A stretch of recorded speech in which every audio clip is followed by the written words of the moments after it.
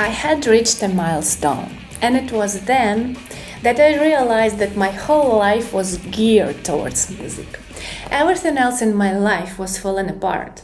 I'd split up with my girlfriend, and as a result, was no longer working in her sister's restaurant, but in another restaurant about 40 miles outside of Manchester. I was working 15 hours a day, 5 days a week, while still DJing at Zambar on Wednesdays and going out the other nights. I missed the Must Club, but I had found a new home at the Hacienda. Nobody really imagined making a career out of DJing back then. Only a few people such as Mike Pickering, Dave Haslam, and Graham Park, idolized in the north of England, were actually making a living out of their art. All the other DJs I knew also had day jobs, but I longed to be a DJ. I was obsessed with the idea. Not a part-time DJ like at Zambar, even if I did put my whole heart into it and took the job very seriously. I wanted to make a career out of DJing. One night instinctively led to another. Friendships were made, some quite superficial, but that's part of the game.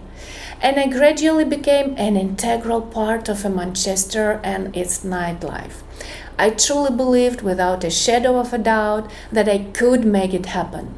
Yet, up until the early month of 1988, house music and techno were still something of a mystery to white kids. When they started showing an interest in house music, it got huge. It was like a hurricane sweeping across the country alongside another driving force that was quite literally mind-blowing. The drug ecstasy had arrived in the UK.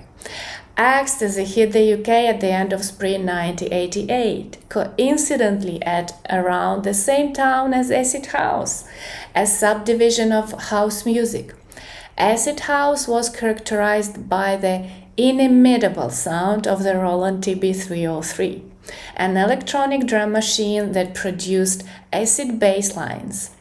Tracks by DJ Pierre and Sleazy D still contained a few voice samples, but the purely instrumental sounds were soon to take over. Within 3 weeks, acid house was to become 3 weeks. The new buzzword for a whole generation in the north of England. Rare groove and soul had become too slow, old and flaky, and great classics such as Maceo Parker's Across the Tracks that had been played incessantly over the last few years had suddenly become obsolete. By around April or May, the first acid house compilations released by the labels such as Trax and Gherkin Records reached the record shops on Oldham Street. That was when it all changed. Middle-class white kids started pouring into the Hacienda, and it was to be the end of nights with a mainly black clientele with their dance styles and dress codes.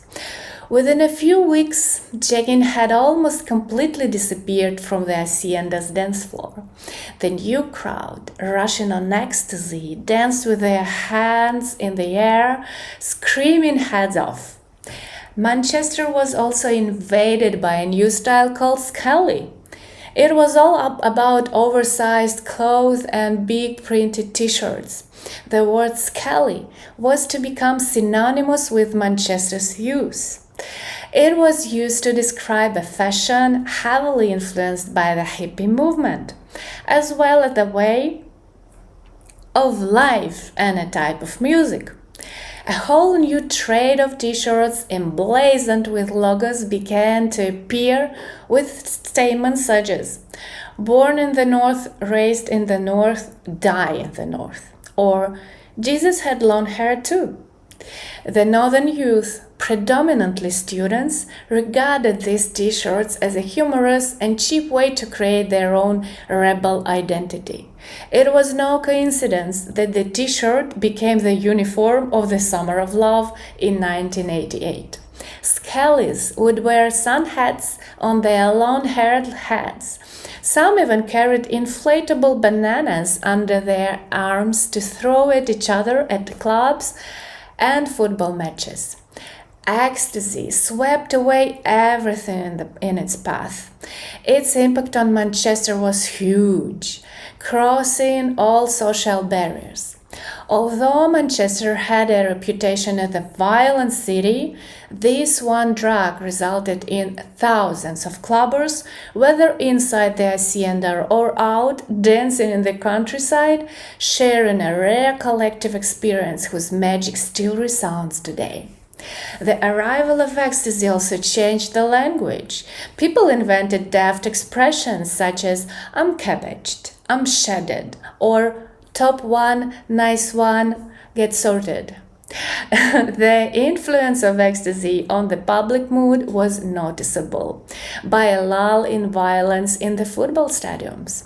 The supporters would take pills and instead of lacing into each other, they'd have their arms around each other's necks. While the national press was asking itself why there had been such a big change in attitude within football stadiums previously blighted by violence, all hell was being let loose at the epicenter of northern clubbing, the hacienda. Kushti, I knew you wouldn't let me down. I knew it.